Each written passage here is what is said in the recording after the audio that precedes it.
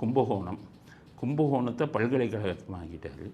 பல்கலைக்கழகத்தை கருணாநிதி பேரில் வச்சுட்டார். நம்மளே எதிர்ப்பு தெரிவித்தோம். எல்லாம் காரில் துப்புனோம். என்னையா படிக்காத படிப்பதுக்கு வச்சுருக்கீங்களே அப்படின்னு சொன்னோம்.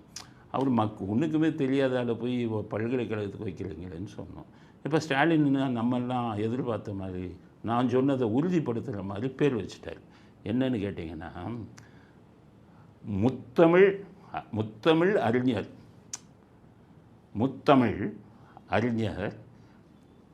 கலைஞர் கருணாநிதி பல்கலைக்கழகம், இதுதான் பேர் வச்சுருக்காரு. இது அப்படியே நீங்கள் இங்கிலீஷில் பாருங்கள்.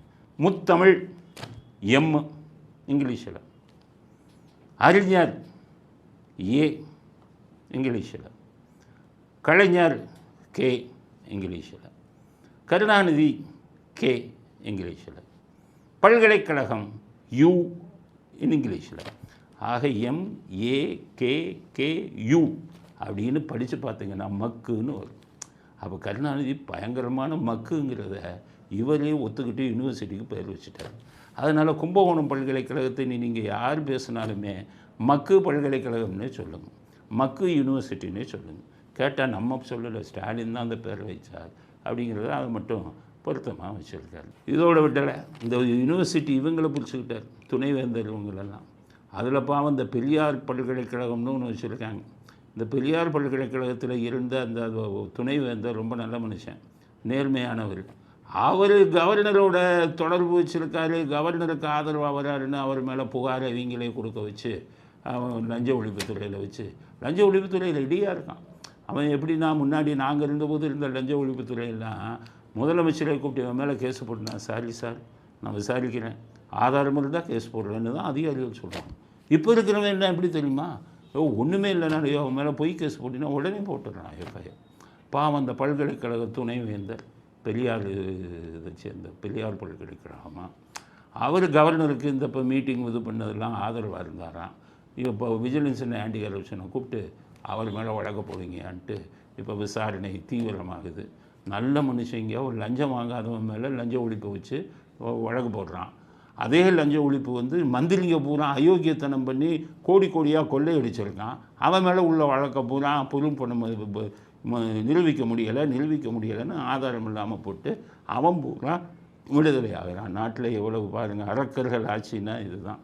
அப்பாவிகள் என்று ஒரு ஆட்சியில் தண்டிக்கப்படுகிறார்களோ அந்த ஆட்சி அரக்கர்கள் ஆட்சின்னு தான் சொல்லணும். இது மாதிரி அப்பாவிகள் தண்டிக்கப்படுறாங்க. நான் என்ன சொல்கிறேன், பிஜேபி நீங்கள் என்ன பண்ணுறீங்க, ஐபிஎஸ் ஆஃபீஸருங்களை அடக்கி வைப்பா, அதைத்தான் சொல்கிறேன். உனக்கு உள்துறை மந்திரி, உள்துறை இலாக்காவில் இது இருக்குது, எவன் இங்கே அதிகாரத்தை மீறானோ அப்போ உங்கள் வாஜ்பாய் பண்ணார்.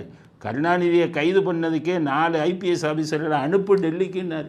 அது மாதிரி இங்கே தப்பு பண்ணுறான்ல, துணை போகிறான்ல, அவனை பூரா டெல்லிக்கு கூப்பிடுங்கிறேன்.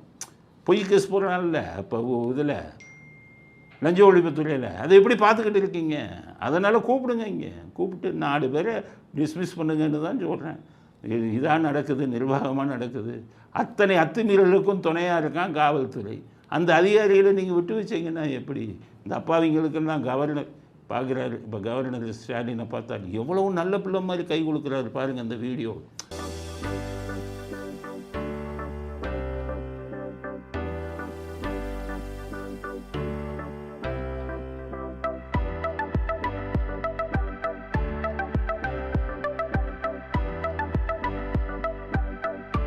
அப்படியே ஸ்டாலின் அப்படியே அவர்கிட்ட என்னென்னமோ பேசி அப்படியே கை குலுக்கி நல்ல பிள்ளை மாதிரி நடிக்கிறார். அவருக்கு பாவம் எத்தனை இது.